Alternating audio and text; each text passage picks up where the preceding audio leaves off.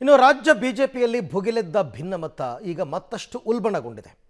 ಯತ್ನಾಳ್ ಕಟ್ಟಿ ಹಾಕುವ ಬದಲು ನಾವೇ ಬಲಿಷ್ಠರಾಗಬೇಕು ಅಂತ BY ವಿಜಯೇಂದ್ರ ಬಣ ಈಗ ನಿರ್ಧಾರ ಮಾಡಿದಂತೆ ಕಾಣಿಸ್ತಾ ಇದೆ. ಈ ಹಿನ್ನೆಲೆಯಲ್ಲಿ ಮಾಸ್ಟರ್ ಮೈಂಡ್ ಉಪಯೋಗಿಸಿರುವ ನಿಷ್ಠರ ಬಣ ದಾವಣಗೆರೆಯಲ್ಲಿ ಸುದೀರ್ಘ ಸಭೆಯನ್ನು ನಡೆಸಿ ಹಲವು ನಿರ್ಣಯಕ್ಕೆ ಬಂದಿದೆ. ಏನು ಆ ನಿರ್ಣಯಗಳು ಅಂತ ನೋಡೋಣ ಬನ್ನಿ. ಯತ್ನಾಳ್ ಬಣಕ್ಕೆ ಸೆಡ್ಡು ಹೊಡೆಯಲು ಪ್ಲಾನ್. ವಿಜಯೇಂದ್ರ ಬಣದಿಂದ ಮಹತ್ವದ ನಿರ್ಣಯ. ದಾವಣಗೆರೆಯಲ್ಲಿ ಶಕ್ತಿ ಪ್ರದರ್ಶನಕ್ಕೆ ಭರ್ಜರಿ ಪ್ಲಾನ್.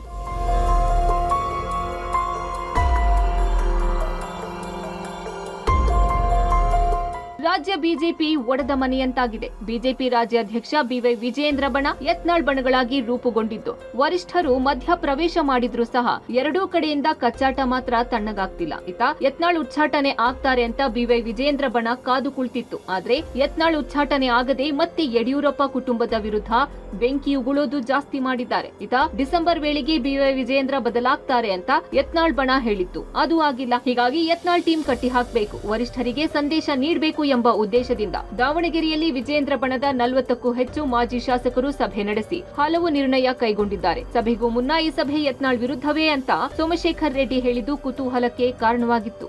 ಹೌದು, ನಾವು ಮಾಜಿ ಶಾಸಕರಿಗೆಲ್ಲ ಸೇರಿ ಯತ್ನಾಳ್ ಅವ್ರ ವಿರುದ್ಧನೇ ಇದು 100%. ಯಾಕೆ ಅಂತಂದ್ರೆ ಅವ್ರು ಏನು ನಮ್ಮ ರಾಜ್ಯಾಧ್ಯಕ್ಷರಾದಂತ ವಿಜಯೇಂದ್ರ ಅವ್ರನ್ನ ಪಕ್ಷವನ್ನ ಕಷ್ಟಪಟ್ಟು ಎಷ್ಟೋ ವರ್ಷ ಕಷ್ಟಪಟ್ಟು ಪಾರ್ಟಿನ ಕಟ್ಟಿದಂತ ಯಡಿಯೂರಪ್ಪ ಅವರ ವಿರುದ್ಧ ಮಾತಾಡ್ತಾ ಇದ್ದಾರೆ. ಅದು ನೀವು ಮಾಡ್ತಾ ಇರೋದು ತಪ್ಪು ಅಂತ ಹೇಳಲಿಕ್ಕೆ ನಾವು ಈ ಸಭೆ ಮಾಡ್ತಾ ಇದೀವಿ. ಮುಂದೆ ಕಾಂಗ್ರೆಸ್ ಅವ್ರನ್ನ ವಿಮರ್ಶೆ ಮಾಡೋದು ಬಿಟ್ಟು ನಮ್ಮ ಪಕ್ಷದವ್ರನ್ನೇ ವಿಮರ್ಶೆ ಮಾಡೋದು ಬಹಳ ದೊಡ್ಡ ತಪ್ಪು ಅಂತೇಳಿ ಅವ್ರು ಮಂದಟ್ಟು ಮಾಡ್ಲಿಕ್ಕೆ ನಾವು ಈ ಸಭೆ ಮಾಡ್ತಾ ಇದ್ದೀವಿ.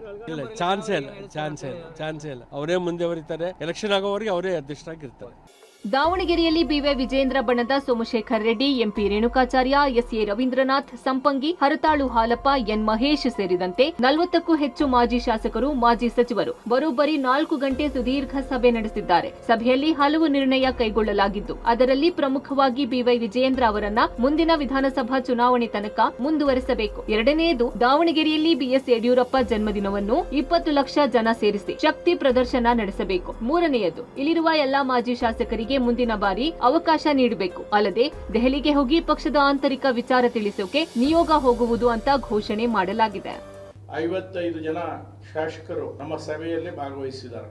ಮಾಜಿ ಸಚಿವರು, ಮಾಜಿ ಶಾಸಕರು ಭಾಗವಹಿಸಿದ್ದಾರೆ. ಕೆಲವರು ಸ್ವಲ್ಪ ಹೊತ್ತು ಇದ್ದು ಇಲ್ಲಿಂದ ಬೇರೆ ಕಾರಣ ನಿಮಿತ್ತ ಅರ್ಜೆಂಟ್ ಆಗಿ ಅವರವರ ಕ್ಷೇತ್ರಕ್ಕೆ ಹೋಗಿದ್ದಾರೆ. ಅನೇಕ ವಿಚಾರಗಳನ್ನ ನಾವು ಇವತ್ತು ಚರ್ಚೆಯನ್ನ ಮಾಡಿದ್ವಿ. ಅವರವರ ಅಭಿಪ್ರಾಯಗಳನ್ನ ಎಲ್ಲರೂ ಕೂಡ ವ್ಯಕ್ತಪಡಿಸಿದ್ದಾರೆ. ಎಲ್ಲರ ಅಭಿಪ್ರಾಯ ಒಂದೇ, ಮುಂದಿನ ಚುನಾವಣೆಯ ತನಕ ಸನ್ಮಾನ್ಯ ವಿಜಯೇಂದ್ರರವರನ್ನ ರಾಜ್ಯಾಧ್ಯಕ್ಷರನ್ನಾಗಿ ಮುಂದುವರಿಸಬೇಕು ಅನ್ನೋದು ಒಂದೇ ನಿರ್ಣಯ. ಸನ್ಮಾನ್ಯ ಯಡಿಯೂರಪ್ಪನವರ ಹುಟ್ಟುಹಬ್ಬವನ್ನು ಆಚರಣೆ ಮಾಡಬೇಕು ಅನ್ನೋದು ಸರ್ವಾನುಮತದಿಂದ ಎಲ್ಲರ ಒಪ್ಪಿಗೆ ಸೂಚಿಸಿದ್ದಾರೆ. ಈಗಾಗಲೇ ರವೀಂದ್ರನಾಥ್ ಅವರು ಹೇಳಿದ ಹಾಗೆ ಯಡಿಯೂರಪ್ಪನವರ ಹುಟ್ಟುಹಬ್ಬವನ್ನ ದಾವಣಗೆರೆಯಲ್ಲಿ ಫೆಬ್ರವರಿ 27ನೇ ತಾರೀಕು ಆಚರಣೆ ಮಾಡಬೇಕು ಮತ್ತು ಅದಕ್ಕೊಂದು 20 ಲಕ್ಷ ಜನರನ್ನು ಸೇರಿಸಬೇಕು.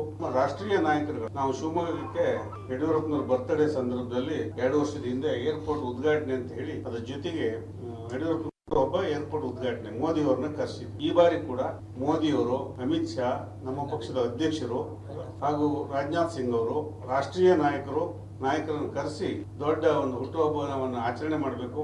ರಾಜಕೀಯದಲ್ಲಿ ಇದ್ದಾರೆ ಯಡಿಯೂರಪ್ಪನವರು, ಚುನಾವಣಾ ರಾಜಕೀಯದಿಂದ ನಿವೃತ್ತಿ ಆಗಿದ್ದಾರೆ. ಈ ಸಂದರ್ಭದಲ್ಲಿ ಅವರಿಗೆ ನಾಡಿನ ಎಲ್ಲ ಜಾತಿ ಧರ್ಮದ ಎಲ್ಲ ರಾಜಕೀಯ ಪಕ್ಷಗಳ ಎಲ್ಲ ಹಿತೈಷಿಗಳ ಮಹಾನ್ ಸಮಾವೇಶವನ್ನು ನಡೆಸಿ ಅವರಿಗೆ ಧನ್ಯವಾದಗಳನ್ನ ಹುಟ್ಟುಹಬ್ಬವನ್ನು ಆಚರಣೆ ಮಾಡಬೇಕು ತೀರ್ಮಾನ ತೆಗೆದುಕೊಂಡಿದ್ದಾರೆ.